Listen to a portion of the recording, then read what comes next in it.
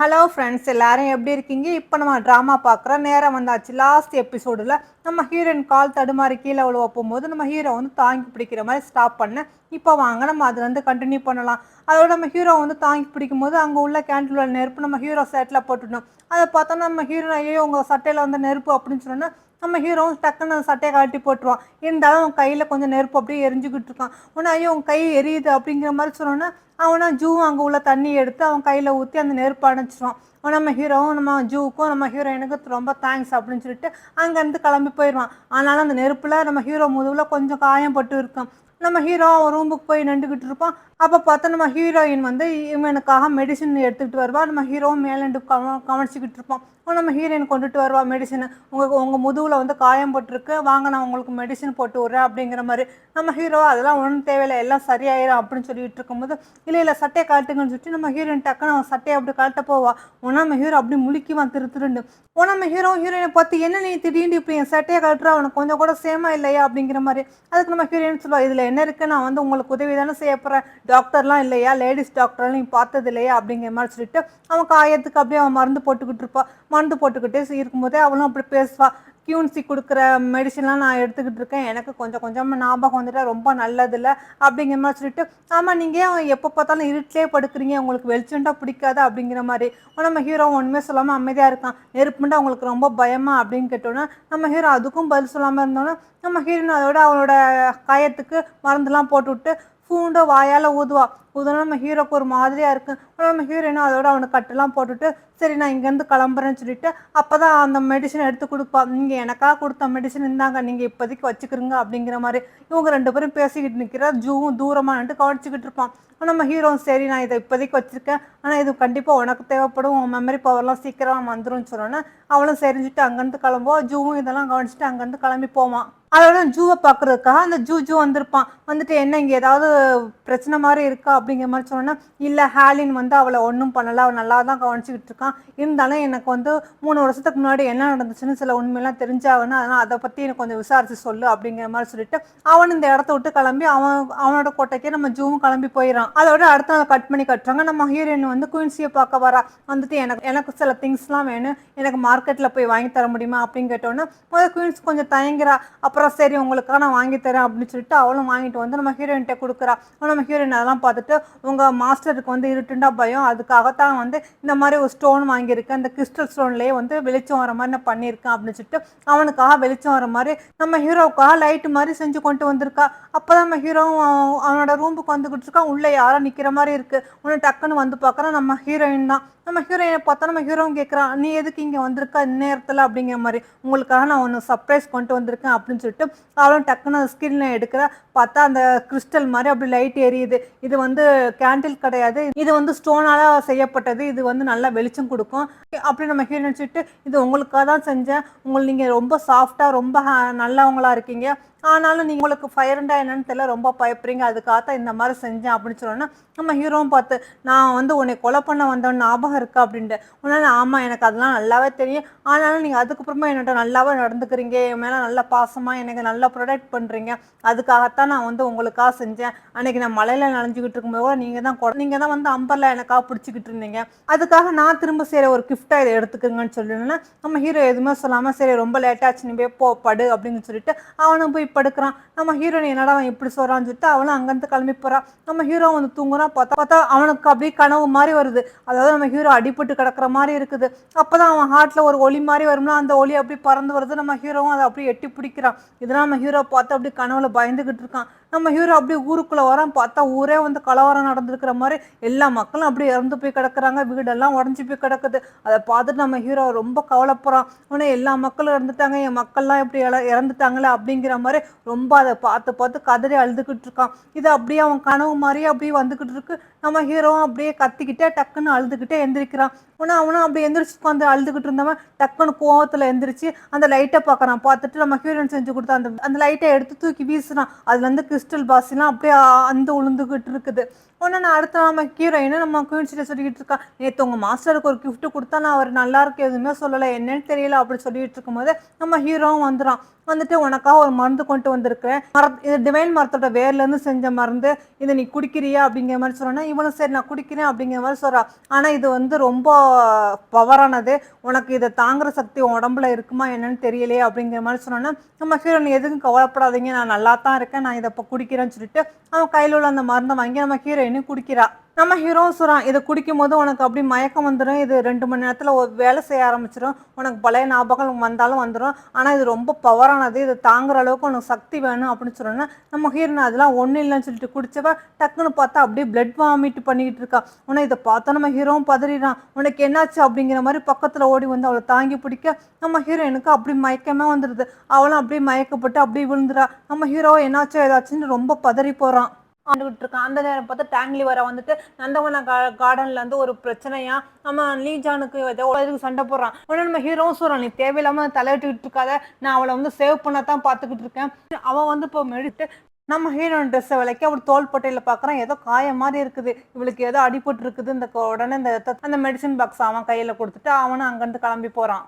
நம்ம ஹீரோ வெளியே வந்த பிறகு அங்கே ஜூ போகிறான். வந்தவன் நம்ம ஜூவை பார்த்து சொல்கிறான், சார் உங்களுக்கு ஒரு விஷயம் சொல்லலான்னு இருக்கிறேன்னு சொல்லிட்டு நம்ம பிடிச்சி வச்சிருந்தோம்ல அந்த முகமுடி அவன் தப்பிச்சு போயிட்டான், அவன் போன இடத்துல இது மோதிரம் கிடந்துச்சு அப்படிங்கிற மாதிரி ஒரு மோதிரத்தை கொடுக்குறான். அதை பார்த்தா ஜூக்கு அப்போதான் ஞாபகம் வருது இது ஹீரோட மோதிரம் இல்லை அப்படிங்கிற மாதிரி. இங்கே அதோட ஹீரோவை கட் பண்ணி கட்டுறாங்க. நம்ம ஹீரோ வந்து நம்ம ஹீரோயினுக்காக இவ்வளோ நாள் டாக்டராக வந்து மெடிசன் கொடுத்துக்கிட்டு இருந்தால அவனை பார்க்கறதுக்காக வரான். இவளுக்கு என்னாச்சு, ஏன் லங்ஸ் ஹார்ட்லாம் இவ்வளோ வீக்காக இருக்குது அப்படிங்கிற மாதிரி அந்த டாக்டர்கிட்ட கேட்க அவனை சொல்கிறான், என்னன்னு தெரியல 3 வருஷமாக நான் ட்ரீட்மெண்ட் பண்ணிக்கிட்டு இருக்கேன், இருந்தாலும் அவனுக்கு குணமாகல, அவங்களுக்கு ஏதோ பலமாக அடிபட்டுருக்குன்னு நினைக்கிறேன் அப்படிங்கிற மாதிரி ஒருத்த சொல்லிக்கிட்டு இருக்கான். நீ உனக்கு இவ வேணுமா இல்லாட்டி உன்னோட சாங் மக்கள் வேணுமா, இங்கே பாரு அவங்க எல்லாத்தையும் நான் ஜெயிலில் புட்டிச்சு வச்சிருக்கேன் அப்படின்னு சொல்லிட்டோன்னா அப்போ தான் பார்க்குறேன் அங்கே எல்லா மக்களும் ஜெயிலில் அடைக்கப்பட்டிருக்காங்க. அப்போ ஒருத்த வந்து அந்த கயிறை கட் பண்ணுறான், அதுலேருந்து வந்து அம்புலாம் பாவம் அந்த மக்கள் மேலே அப்படியே குத்துது. உடனே இந்த மக்கள்லாம் நீ காப்பாற்ற போறியா இல்லை இவளை காப்பாற்ற போறியா அப்படிங்கிற மாதிரி அவனுக்கு கிட்டே இருக்கான். நம்ம ஹீரோயினை பார்த்து நம்ம ஹீரோ வந்து என்னாச்சு என்னாச்சு எந்திரி அப்படிங்கிற மாதிரி கேட்க நம்ம ஹீரோயினை மெதுவாக அப்படி கண்ணத்தை வந்து பார்த்துக்கிட்டு இருக்கான். நம்ம ஹீரோவும் அவளை அப்படியே ஹக் பண்ணிக்கிறான், உனக்கு ஒன்றும் ஆகாதுன்னு உடனே ஒன்றும் ஆக கூட மாட்டேன்ட்டு. அந்த சமயம் பார்த்து ஜூவும் வரான். ஜூ இதை பார்த்துட்டு அப்படியே சோகமாகறான். அதோட கட் பண்ணி இப்போ தான் நம்மளோட பாஸ்ட்டை காட்டுறாங்க. அப்போ நம்ம ஹீரோயின் வந்து யாங் நாட்டோட இளவரசி போல் இருக்குது. இவளுக்கு தான் இப்போ மேரேஜ் நம்ம ஹீரோவை கல்யாணம் பண்ணிக்கிறதுக்கு அங்கேருந்து கிளம்புறா. அப்போ அவங்க அம்மாவை பார்த்துட்டு நான் இங்கேருந்து கிளம்புறேம்மா அப்படிங்கிற மாதிரி சொல்லும்போது அவங்க அம்மா நீ நல்லபடியாக போ, நல்லபடியாக சந்தோஷமாக வாழுமா அப்படிங்கிற மாதிரி சொல்லிக்கிட்டு இருக்காங்க. அப்போ தான் அவன் கேட்குறா எங்கள் அப்பாவை காணோம் அப்படின்ட்டு. அதுக்கு அங்கே நிற்கிறவனு சொல்கிறான், அப்பாவுக்கு உடம்பு முடியல அதெல்லாம் ரூமில் ரெஸ்ட் எடுக்கிறாரு, நீ நல்லபடியாக போயிட்டு வாமா தங்கச்சி, உனக்கு நல்லபடியாக மேரேஜ் ஆகட்டும் அப்படிங்கிற மாதிரி. ஆனால் உங்கள் 2 பேரும் கூட பிறந்த அண்ணன் தங்கச்சி இல்லை போல இருக்குது, ஒன்று விட்டவங்க போல இருக்குது. அவனை நம்ம ஹீரோயினை பார்த்து நான் சொன்னதெல்லாம் நல்லபடியாக ஞாபகம் வச்சுக்க, நல்லபடியாக இரு அப்படிங்கிற மாதிரி பொடி வச்சு பேசுகிறான். நம்ம ஹீரோயினும் அதோட அங்கேருந்து கிளம்ப போகிறா. அவங்க அம்மாவும் வேற வழி இல்லாமல் நிற்கிறாங்க. ஏன்டா அவங்க அம்மா முதுகுக்கு பின்னாடி ஒருத்தன் கத்தி வச்சு மிரட்டிக்கிட்டு இருக்கான். நம்ம ஹீரோயின் ஏதோ ஒரு கிரிட்டிக்கலான சுச்சுவேஷனில் தான் அந்த மேரேஜுக்கு ஒத்துக்கிட்டாப்புல இருக்குது. ஆனால் அவளும் சரின்னு சொல்லி கிளம்பி வந்துக்கிட்டு இருக்கா. நம்ம ஹீரோவை கல்யாணம் பண்ணுறதுக்காக 6 வழியாக வந்துக்கிட்டு இருக்கும்போது பார்த்தா மழை பெய்யுது. என்ன இங்கே இப்படி மழை பெய்யுது அப்படிங்கிற மாதிரி நம்ம ஹீரோயின் சொல்லிக்கிட்டு இருக்கும்போது பார்த்தா யாரோ அம்பர்லா நம்ம ஹீரோயினுக்கு பிடிக்கிற மாதிரி இருக்குது. நம்ம ஹீரோயினும் அப்படியே ஏட்டு பார்க்குறா.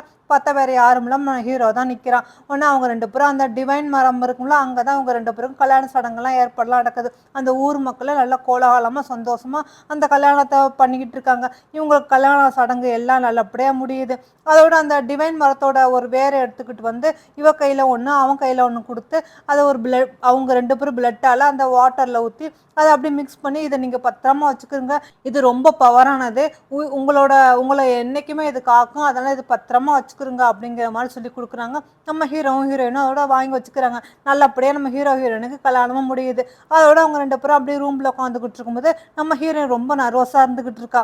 நம்ம ஹீரோவும் அதோட வந்துட்டு நீ ரொம்ப நர்வஸாக இருக்காத, நான் வந்து தனியாகவே படுத்துக்கிறேன்னு சொல்லிட்டு இது உனக்குள்ள பிரான்ச்சு, இதை பத்திரமா வச்சுக்கோ அப்படிங்கிற மாதிரி அந்த ட்ரீயோட கிளையை இவளுக்கு கையில் கொடுத்துட்டு நான் இங்கேயே ஓரமாக படுத்துக்கிறேன்னு சொல்லிட்டு இவன் அந்த பக்கமும் நம்ம ஹீரோயின் இந்த பக்கமும் படுத்துக்கிறாங்க. நம்ம ஹீரோயின் ஏதோ ஒரு பிளானோட தான் இங்கே வந்திருக்கா போல இருக்கு. அந்த பிளானோட தான் நம்ம ஹீரோவும் கல்யாணம் பண்ணியிருக்கா போல இருக்குது.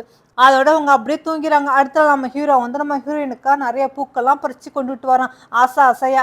நம்ம ஹீரோயின் அலங்காரம் பண்ணிக்கிட்டு இருக்கா. அப்போ பார்த்து ஒரு லேடி வந்து நிற்கிறா. அதாவது என்னை அனுப்பி வச்சான், நீ இங்கே எதுக்காக வந்திருக்கன்னு உனக்கு நல்லா ஞாபகம் இருக்குல்ல அப்படிங்கிற மாதிரி கேட்டோன்னா நம்ம ஹீரோயின் சொல்கிறேன் எனக்கு நல்லாவே ஞாபகம் இருக்குது அப்படின்ட்டு. அதுக்கு அவர் சொல்கிறா, நீ எதுக்காக வந்தியோ அதெல்லாம் மறந்துட்டு என் வீடு, என் ஊரு, என் மக்கள், என் ஹஸ்பண்ட் நீ வாழ்ந்துறக்கூடாது. இல்லாட்டி என்ன பண்ணுவாருன்னு தெரியும்ல அப்படிங்கிற மாரி சொன்னோனே, நம்ம ஹீரோயின் எனக்கு கொஞ்ச நாள் அவகாசம் குடு. நான் கண்டிப்பா நீங்க சொன்னபடி நான் செஞ்சுருவேன் அப்படிங்கிற மாரி சொல்றா. அந்த லேடியும் சொல்றா, நீ கண்டிப்பா அதுதான் செஞ்சாகணும். அதுக்காக உன் ஹஸ்பண்ட் உயிர் எடுக்கிறனால நீ எடுத்தே ஆகணும் அப்படிங்கிற மாரி சொல்லிக்கிட்டு இருக்கும்போது, நம்ம ஹீரோவும் ஆசை ஆசையா பூ கொண்டு உள்ள வந்து நுழையிறா. உடனே அந்த லேடி அங்கருந்து கிளம்பி போயிறா. உடனே நம்ம ஹீரோவ பார்த்து நீங்க எங்க போயிருந்தீங்க அப்படின்னு கேட்கும்போது, நான் உனக்கா ஃப்ளவர் வாங்கிட்டு வந்தேன். நான் நைட்டு பார்த்தேன் உனக்கு ஃப்ளவர்னா ரொம்ப பிடிக்கும் போல இருக்குது. அதுக்காக தான் எடுத்துட்டு வந்தேன்னு சொல்லிட்டு அவ கையில குடுக்க, நம்ம ஹீரோயின் அத வாங்கிக்கிறா. உடனே 2 பேரும் உட்கார்ந்து சாப்பிட்டுக்கிட்டு இருக்காங்க. உனக்கு என்ன சாப்பாடு பிடிக்கும்னு தெரியல. அதனால தான் இங்க நெறைய சாப்பாடு செஞ்சிருக்கேன் அப்படிங்கிற மாரி நம்ம ஹீரோ சொல்றான். அப்ப நம்ம ஹீரோ ஒரு ஜூஸ் குடிச்சுட்டு அங்க வைக்கிறான். உடனே இது என்ன ரெட் கலரா இருக்கே அப்படிங்கிற மாரி நம்ம ஹீரோயின் கேட்கிறா. இது பொம்மகிரானட் ஜூஸ். இது நல்லா இருக்கு. இது குடிச்சு பாரு அப்படின்னு சொன்னோனே, நம்ம ஹீரோயினும் எடுத்து குடிச்சு பார்க்குறா. இதுவரைக்கும் இந்த ஜூஸ் அவ குடிச்சதே இல்ல போல இருக்குது. அவனும் அத குடிச்சு பார்த்துட்டு ரொம்ப டேஸ்ட்டா இருக்கு அப்படிங்கிற மாரி நம்ம ஹீரோயின் சொல்ல, நம்ம ஹீரோவும் அப்படியான்னு கேட்டுக்கிட்டு இருக்கான். இவங்க 2 பேரும் பேசிட்டு இருக்கும்போது பார்த்தா யாரோ ஒருத்தி வர மாரி இருக்குது. அவ வந்து உங்கள மேடம் கூப்பிட்டாங்க. அந்த டிவைன் மரத்துக்கு வர சொல்லியிருக்காங்கன்னு சொன்னோனே, நம்ம ஹீரோவும் சரி நான் வரேன் அப்படிங்கிற மாரி சொல்றான். அதோட நம்ம ஹீரோவும் ஹீரோயினும் அந்த மரத்துக்கு வராங்க. வந்துட்டு நம்ம ஹீரோ வந்து அந்த மரத்துல அப்படியே கைய வைக்கிறான். பார்த்தா அந்த கையில ஏதோ ஒரு ஃப்ளவர் மாரி அப்படியே வந்து பிரிண்ட் மாரி விழுகுது. உடனே இத மாரி செய்கிறது நம்ம நல்லது. ஏன்டா இந்த மரம் வந்து நம்மள ப்ரொடெக்ட் பண்ணும் அப்படிங்கிற மாரி சொல்லிட்டோம்னா, நம்ம ஹீரோயினும் சரின்னு சொல்லிட்டு அதே மாரி வந்து வைக்கிறா. அவங்களோட நம்ம ஹீரோட அம்மாவும் நிக்கிறாங்க. ஆனா நம்ம ஹீரோயின் வச்சுட்டு கைய பார்க்குறா. அந்த ஒளி மாரி அவ கையில இல்ல. உடனே அவங்க அம்மா சொல்றாங்க, "நீ வேற நாட்ட சேர்ந்தவல்ல. அதனால தான் அந்த மரம் உன்னை உடனே ஏத்துக்கல போல இருக்குது. சரி இன்னொரு தடவ நம்ம இந்த மாரி பண்ணுவோம். ஆனா இது ரொம்ப முக்கியமானது." அப்படிங்கிற மாரி சொல்லிட்டு அவங்களும் கொஞ்சம் கவலையா அங்கருந்து கிளம்பி போறாங்க. நம்ம ஹீரோவும் கொஞ்சம் சோகமா பார்த்துக்கிட்டு இருந்தவன், அதோட "நீ ஒண்ணும் கவலைப்படாத. இது எல்லாமே சரியாயிரும்." அப்படிங்கிற மாரி நம்ம ஹீரோயின்ட்ட வந்து சொல்றான். நம்ம ஹீரோயினும் அதோட ஹீரோட்ட வந்து இந்த மரத்த பத்தி எனக்கு சொல்லுங்கன்னு சொன்னோன்னா, அந்த மரத்த பத்தி உள்ள பெருமை, வரலாறு எல்லாத்தையும் சொல்றான். இந்த மரம் எங்களுக்கு ரொம்ப ரொம்ப நல்லது தரக்கூடியது. இது எங்க எல்லாத்தையும் காப்பாத்தக்கூடியது. இந்த மரத்தால தான் நாங்க எல்லாருமே நல்லா இருக்கோம். அப்படிங்கிற மாரி இந்த மரத்த பத்தி பெருமையெல்லாம் சொன்னா, நம்ம ஹீரோயினும் அதோட அத கேட்டுக்கிட்டு அங்கருந்து கிளம்பி வராங்க. அதோட வந்த நம்ம ஹீரோயினும் உட்காந்து யோசனை பண்ணிக்கிட்டு இருக்கா. எதுக்காக இப்படி இந்த நாட்டுல உள்ள மக்கள கொல்ல சொல்லியிருக்கான், ஹேலின கொல்ல சொல்லியிருக்கான் எங்க அண்ணன் அப்படிங்கிற மாரி யோசனை பண்ணிட்டு இருக்கும்போது, அந்த லேடியும் வந்துடுறா. வந்துட்டு, "என்ன நீ இன்னும் யோசனை பண்ணிக்கிட்டு இருக்க? உன் பிளான வந்து நிறைவேத்த போறியா இல்லையா?" அப்படின்னு சொல்லிட்டு, "இன்னைக்கு கண்டிப்பா நீ நிறைவேத்து." அப்படின்னு சொல்லிட்டு ஒரு ரோஜா பூவ எடுத்து, "இந்த பூ வந்து உனக்கு இல்ல, ஹேலினுக்கு. இத என்னோட கிஃப்ட்டா குடுத்துரு. இன்னைக்கு அவன கண்டிப்பா நீ கொன்றுணும்." அப்படிங்கிற மாரி அவளும் சொல்ல, நம்ம ஹீரோயின் அப்படியே யோசனை பண்ணிக்கிட்டே இருக்கா. உடனே அவ கத்தி எடுத்து பார்க்குறா. "நான் எப்படி இத வச்சு அவன கொல்லுவேன்? என்னால முடியுமா? அவன் பார்க்க ரொம்ப நல்லவனா இருக்கான். ரொம்ப என்னைய வந்து புரொடெக்ட் பண்ணிக்கிறான், கேர் எடுத்துக்கிறான். இந்த மாரி பண்ணலாமா? வேண்டாமா?" அப்படிங்கிற மாரி மஹீரோயின் ரொம்ப யோசனையா இருந்துகிட்டு இருக்கா. ஆனா, அவ பண்ணல போல இருக்குது. உடனே மறுபடியும் அடுத்த நாள் அந்த லேடி வந்துறா. "நீ என்ன நேத்து சொன்ன நீ எதுவுமே பண்ணலையா?" அப்படிங்கிற மாரி சொன்னோனே, அதுக்கு நம்ம ஹீரோயின் சொல்றா, "எனக்கு கொஞ்ச நாள் டைம் குடு." அப்படின்ட்டு. "ஓ! கொஞ்ச நாள் உனக்கு டைம் வேணுமா? அதுக்கு முன்னாடி இந்த அந்த கிஃப்ட்ட வச்சுக்கோ." அப்படிங்கிற மாரி ஒரு சின்ன கிட் பாக்ஸ அந்த லேடி குடுக்குறா. நம்ம ஹீரோயின் ஓப்பன் பண்ணி பார்க்குறா. பார்த்தா அதுல நெயில் இருக்கு. அத பார்த்தோனே டக்குனு பயந்து நம்ம ஹீரோயின் கீழ போட்டுறா. "இது என்னது?" அப்படிங்கிற மாரி கேட்டோனே, அந்த லேடி சொல்றாங்க, "இதுவா? இது உங்க அம்மாவோட நெயிலு. இன்னைக்கு நெயில் வந்துக்குது. நாளைக்கு." அப்படிங்கிற மாரி சொன்னா, நம்ம ஹீரோயின் பயந்துறா. "இங்க குடு." அப்படின்னு சொல்லிட்டு, "ஏன் இந்த மாரிலாம் பண்றீங்க?" அப்படிங்கிற மாரி நம்ம ஹீரோயின் கேட்கிறா. அதுக்கு அவளோ, "நாங்க சொல்றபடி நீ கேட்காட்டி, இந்த மாரி தான் ஒண்ணு ஒண்ணா வந்துகிட்டு இருக்கும்." அப்படின்னு சொல்லிட்டு ஒரு பாய்சன் நிறைஞ்ச ஒரு கத்திய குடுத்து, "இத வச்சு ஹாலின கொன்று." அப்படிங்கிற மாரி நம்ம ஹீரோயின் கையில குடுக்குறா. நம்ம ஹீரோயினும் வேற வழி இல்லாம அத வாங்கிக்கிறா. இங்க அதோட கட் பண்ணி காட்டுறாங்க. நம்ம ஹீரோ வந்து அவனோட ஃப்ரெண்டா, தளபதியான்னு தெரியல பேசிக்கிட்டு இருக்கான். என்னன்னு தெரியல கலாமடிச்சு வந்ததுலேருந்து அவ கொஞ்சம் ஒரு மாதிரியா இருக்கா. அவ மைண்ட்ல என்னமோ ஓடிக்கிட்டே இருக்கு. என்ன பிரச்சனைன்னு தெரியல. அவ யார்ட்டயுமே ரொம்ப க்ளோஸாவே இருக்க மாட்டேங்கிறா. அப்படிங்கிற மாரி சொன்னோனே, அதுக்கு அவன் ஃப்ரெண்டும் சொல்றான். "ஒருவேள அவங்க புதுசுல அதனால அப்படி இருக்கலாம். போக போக சரியாயிரும்." அப்படிங்கிற மாரி. இங்க நைட்டு நம்ம ஹீரோவ கொல்றதுக்கா நம்ம ஹீரோயின் அப்படி வெயிட் பண்ணிக்கிட்டு இருக்கா. எப்படியாவது இன்னைக்கு கொன்றணும் அப்படின்னு சொல்லிட்டு இருக்கும்போது, நம்ம ஹீரோவும் ஃப்ரெண்டு வராங்க. இவ டக்குன்னு அவ வச்சிருந்த கத்திய அப்படியே மறைச்சிட்டு, "என்ன நீங்க வந்துட்டீங்க? எங்க போயிருந்தீங்க?" அப்படிங்கிற மாரி அவளும் கேட்டுக்கிட்டு இருக்கா. அப்ப அதுக்கு நம்ம ஹீரோ, "உனக்காக ஒரு கிஃப்ட் வாங்கிட்டு வந்திருக்கேன்னு" சொல்லிட்டு ஓப்பன் பண்ணி காட்டுனா, பார்த்தா அவ டிராயிங் பண்றதுக்கா டூல்ஸ் இருக்குது. உடனே நம்ம ஹீரோயின் பார்த்துட்டு, "எனக்கு டிராயிங்ஸ் பண்ண தெரியும்னு உங்களுக்கு எப்படி தெரியும்?" அப்படிங்கிற மாரி கேட்கிறா. "நான் கேள்விப்பட்டேன். இது உனக்கு தான். நீ இத வச்சுக்கோ. நீ உனக்கு கொஞ்சம் பொழுதுபோக்கா இருக்கும்." அப்படிங்கிற மாரி அந்த பாக்ஸ வச்சுட்டு அவன் அங்கருந்து கிளம்ப போறான். நம்ம ஹீரோயின் டக்குன்னு வந்து அவன் கைய பிடிச்சுட்டு, "நீங்க இன்னைக்கு இங்கேயே ஸ்டே பண்ணுங்களேன்." அப்படிங்கிற மாரி சொல்றா. நம்ம ஹீரோவும் சரின்னு சொல்லிட்டு எப்பவும் போல வந்து அவன் படுக்கிறான். தனித்தனியாக தான் 2 பேரும் படுக்கிறாங்க. நம்ம ஹீரோயின் சொல்றா, "எனக்கு புது இடம்ல, அதான் எனக்கு தூக்கமே வரல. கொஞ்சம் பயமா இருக்குது." அப்படிங்கிற மாரி சொல்லிட்டு அவளும் படுக்கிறா. நம்ம ஹீரோவும் அதோட தனித்தனியா படுத்து அப்படியே தூங்குறாங்க. நம்ம ஹீரோ தூங்கணும்னா, நம்ம ஹீரோயின் எந்திரிச்சு அந்த கத்தி எடுத்துக்கிட்டு, இன்னைக்கு அவன எப்படியாவது கொன்றணும் அப்படிங்கிற மாரி மெல்ல மெல்ல யோசனையோட தான் வரா. அவளுக்கு ரொம்ப தயக்கமாவும், பதட்டமாவும் இருக்குது. இவன் அவன பார்த்துக்கிட்டு இருந்தவ, இவன் எப்படி என்னோட நாட்டு மக்களுக்கு இவன் எப்படி வந்து துரோகம் பண்ணியிருப்பான், கஷ்டப்படுத்தியிருப்பான். இவன் பார்க்க நல்லவனாவலா இருக்கான் அப்படின்னு சொல்லிட்டு, இல்ல இல்ல நான் இத செய்யக்கூடாது. இது பாவம் அப்படிங்கிற மாரி நம்ம ஹீரோயின் யோசனை பண்ணிட்டு, அந்த கத்தி எடுத்து அவன குத்த போனவ, அப்படி குத்தாம அப்படியே யோசனை பண்ணிக்கிட்டே அங்கருந்து கிளம்பி வந்து, வேண்டாம் இது நான் செய்ய மாட்டேன் அப்படிங்கிற மாரி வந்து மறுபடியும் படுத்து தூங்கிறா. தூங்குனவ அடுத்த நாள் காலையில எந்திரிச்சு, இந்த கத்திய எங்கேயாவது கொண்டு போய் புதைச்சு வச்சிடலாம் அப்படின்னு சொல்லிட்டு, அவளும் அங்கிட்டு இங்கிட்டுன்னு யாரும் இல்லாம பார்த்துட்டு, காட்டு வழியா வந்து அந்த கத்திய வந்து புதைச்சுக்கிட்டு இருக்கா. ஆனா, இவ பண்ணிக்கிட்டு இருக்கிறத தூரமா நின்னுட்டு நம்ம ஹீரோவும் அவளோட ஃப்ரெண்டும் பார்த்துக்கிட்டு இருக்காங்க.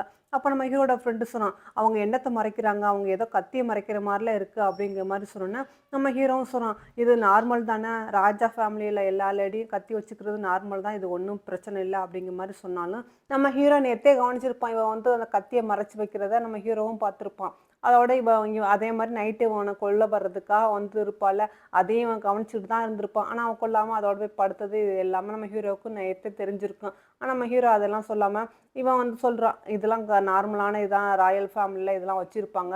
நீ இத யார்ட்டயும் வெளியில சொல்ல வேண்டாம்." அப்படிங்கிற மாரி சொல்லிட்டு, நம்ம ஹீரோ அங்கருந்து கிளம்பி போறான்.